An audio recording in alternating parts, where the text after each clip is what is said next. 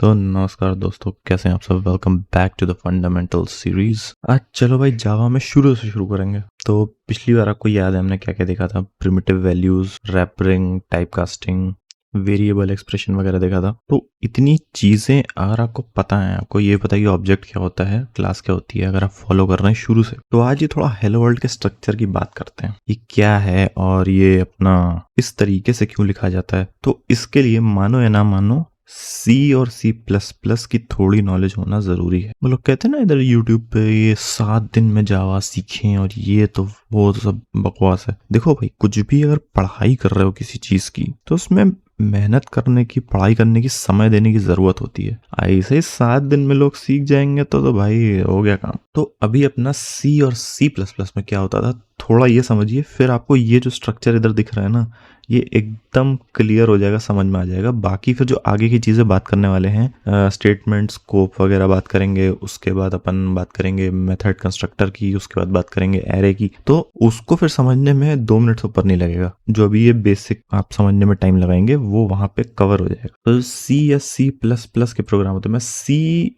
और C plus plus दोनों बार बार क्यों बोल रहा हूँ, क्योंकि देखो शुरुआत तो सी से ही हुई थी, है ना। पहला वीडियो आपने देखा होगा तो आपको पता होगा, सी से ही शुरुआत हुई थी। सी प्लस प्लस तो सी के ऊपर एक एनहेंसमेंट सा बना दिया गया, जिसमें कि जैसे कि सी में कुछ लिमिटेशंस थी, सी प्लस प्लस में वो लिमिटेशंस सॉल्व करने की कोशिश की गई और उसमें और ज्यादा फीचर्स दे दिए गए, बहुत सारे फीचर्स दे दिए गए। सी प्लस प्लस एक बहुत ही खतरनाक टूल बन गया था उस समय। आज की डेट में आप देखें तो लोग कहते हैं ना 3 billion devices run on Java, लेकिन जावा किस पे चलता है? सी प्लस प्लस पे तो चलता है। आप ए टू जेड जितनी चीजें हैं सब ले लीजिए। आपके पास कौन सा मोबाइल है? एंड्रॉइड है या तो आईफोन है? पूरा एंड्रॉइड सी प्लस प्लस पे लिखा गया है।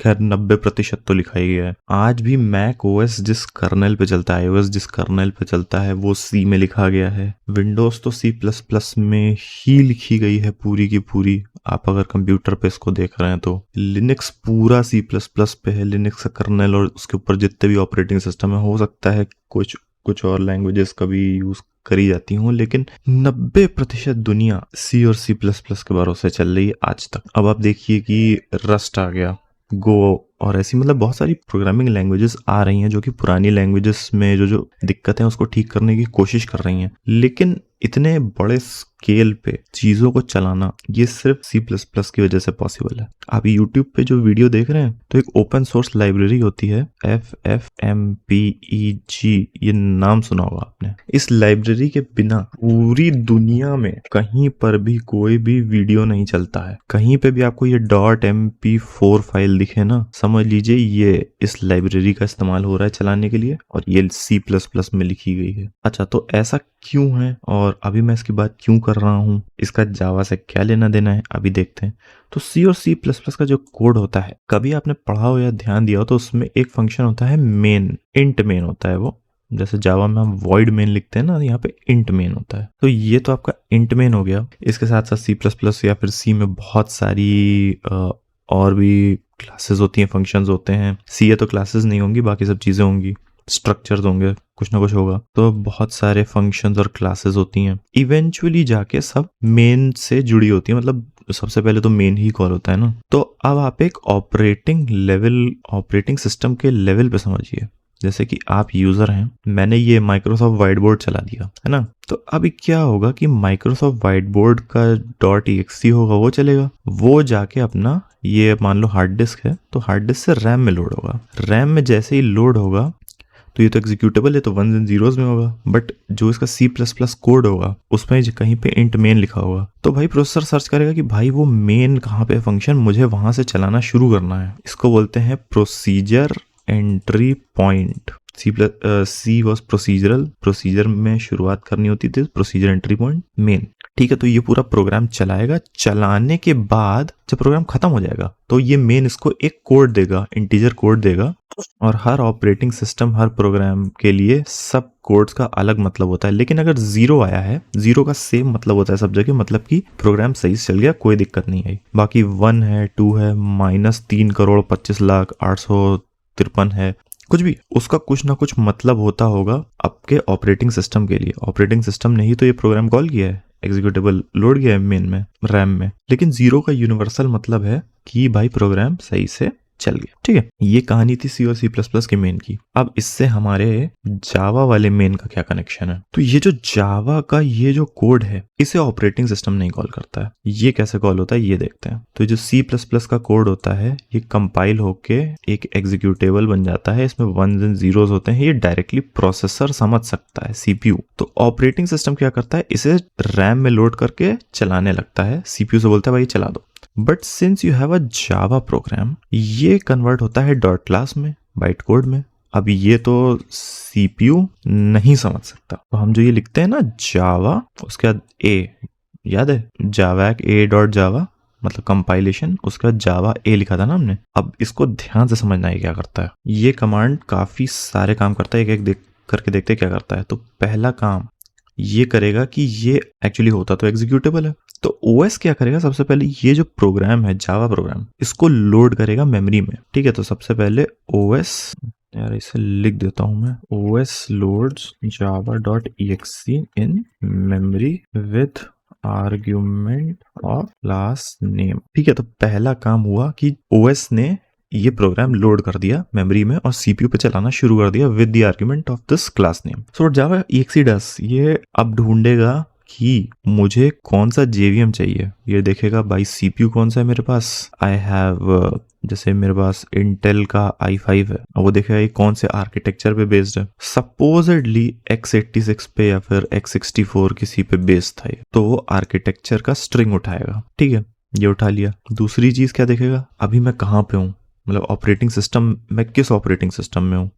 तो ओएस बताएगा कि भाई मैं तो विंडोज हूँ। तो वो क्या करेगा, अब ये विंडोज और x64 सीपीयू आर्किटेक्चर वाला जेवीएम जो होगा उसको लोड करेगा। ये क्या करेगा, इसने लोड किया विंडोज x64 जेवीएम, लोड किया इस आदमी ने कि भाई तुम आओ और ये जो ए क्लास है इसको चला दो। अब एंट्री होती है जेवीएम की। इसने ओएस को बताया कि भाई ये लोड करो, तो इसने लोड कर दिया।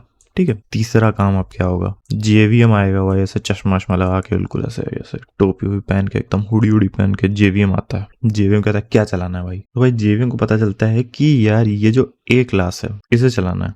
तो जेवीएम बाइट कोड उठाएगा, देखेगा भाई मेन कहाँ पे, मेरा प्रोसीजर एंट्री पॉइंट कहाँ पे है ना, ये तो देखेगा। उसने कहा यहाँ पे प्रोसीजर एंट्री पॉइंट मुझे मिल गया, मेन नहीं मिलेगा तो भाई एरर थ्रो कर देगा, मिल जाएगा तो ये चलाना शुरू करेगा। भाई चलाएगा, चला के देखेगा भाई हेलो वर्ल्ड प्रिंट करना है, मैं प्रिंट कर देता हूँ। तो उसने ये देखो ये अपना इसने हेलो वर्ल्ड प्रिंट कर दिया। ठीक है, प्रिंट करने के बाद देखेगा कुछ नहीं है तो एग्जिट कर जाएगा। अब जेवीएम को अगर कोई भी दिक्कत नहीं है, सब कुछ सही से चल गया, तो वो जावा को बोलेगा कि भाई देखो चल गया सब बढ़िया से, आओ एक काम करो, मैं तुम्हें एग्जिट कोड दे रहा हूँ 0, ये तुम वापस कर दो ओएस को। तो ये 0 वापस करेगा ओएस को, ओएस भी लाइक ओके सब कुछ चल गया बढ़िया।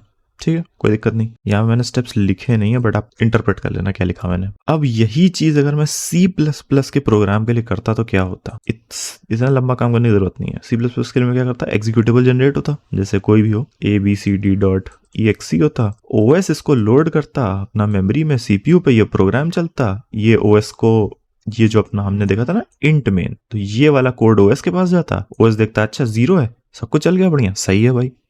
अच्छा कोई एरर आई, अच्छा ठीक है मैं प्रिंट कर देता हूँ, बस दैट्स इट, कुछ नहीं करना। ये सब जो इतना मामला चला, ये C++ को कुछ नहीं करना पड़ता। ठीक है, जो इतना मामला चला C++ को कुछ नहीं करना। तो that is the difference and that is the connection of the mains. यहाँ पे क्या हुआ, ओएस ने कॉल किया जावा को, जावा ने कॉल किया जेवीएम को, जेवीएम ने ये डॉट क्लास है, ये डॉट क्लास को पढ़ के चीजें चलाई सीपीयू पे, समझे। इसने जावा को बताया कि भाई कोई समस्या नहीं है, फिर जावा ने इसको 0 रिटर्न किया, रादर देन ओएस अपना C++ का जो कंपाइल्ड प्रोग्राम होता है, एग्जीक्यूटेबल बनती है, सीधा कॉल करता है, कोई इतने सामान की जरूरत नहीं। तो दैट इज वाई जो जावा का मेन है ये वॉइड होता है, और जो अपना ये C++ में और सी में मेन होता है उसमें इंट आता है। ठीक है, और ये सब करना क्यों पड़ रहा है, प्लेटफॉर्म इंडिपेंडेंस के लिए। अभी मेरे पास यहाँ पे x86 की जगह AMD 64 का CPU होता और मैं लिनक्स चला रहा होता, या फिर कोई भी लिनक्स बेस्ड ऑपरेटिंग सिस्टम चलाता है, मैक चला रहा होता, तो जिस कंपाइलर ने मुझे ये एग्जीक्यूटेबल बना के दिया है ना, वो एग्जीक्यूटेबल इस पे नहीं चल पाता। मुझे एक अलग प्रकार का C++ कंपाइलर चाहिए होता जो कि मुझे लिनक्स पे चलने वाला मे बी शेल स्क्रिप्ट या तो फिर कोई एग्जीक्यूटेबल मुझे वो बना के देता जो कि लिनक्स पे और स्पेसिफिकली इस CPU के आर्किटेक्चर पे चलेगा, तभी वो चलता, नहीं तो नहीं चलता।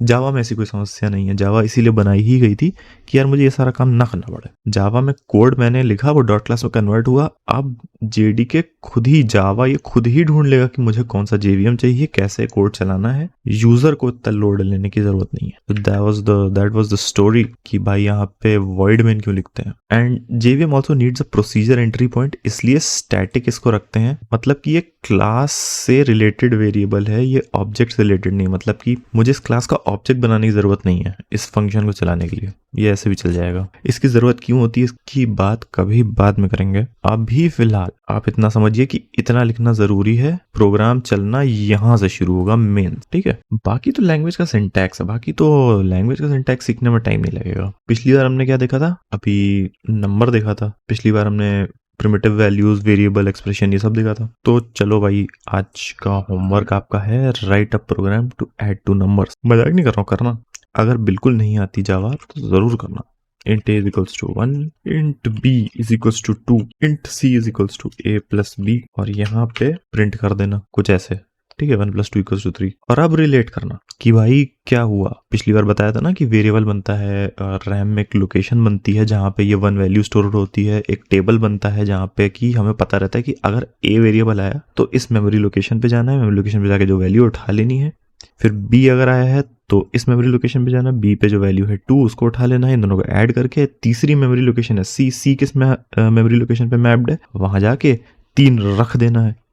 अब जब प्रिंट में मैं एक्सेस कर रहा हूं तो भाई प्रिंट में एक्सेस करने के लिए c कहाँ पे रखा है टेबल में, देखो उस मेमोरी लोकेशन पे जाओ, वहां पे जो वैल्यू है 3 है उसको उठा के ला के प्रिंट कर दो। तो इतना कुछ हुआ। हर स्टेप के साथ एनालाइज करते जाइए तो आपको पता रहेगा चल क्या रहा है कंप्यूटर में। इससे क्या होगा ना कि जब आप लॉजिक बनाने बैठेंगे तो आपको ये दिमाग में रहेगा कि अगर मैं ये लाइन लिखूंगा तो ये चीज चलेगी कंप्यूटर पे, ऐसा होगा कुछ कंप्यूटर में। तो इससे लॉजिक बनाने में बहुत आसानी होती है। चलो भाई, आई थिंक ये this is growing out of time, तो अभी एक काम करेंगे, अभी आएंगे वापस। So thank you so much for watching the video. ऐसी ही और जानकारी के लिए सब्सक्राइब करें और स्वस्थ रहें, सुखी रहें, और मिलेंगे आपसे अगली वीडियो में। तब तक के लिए बाय बाय।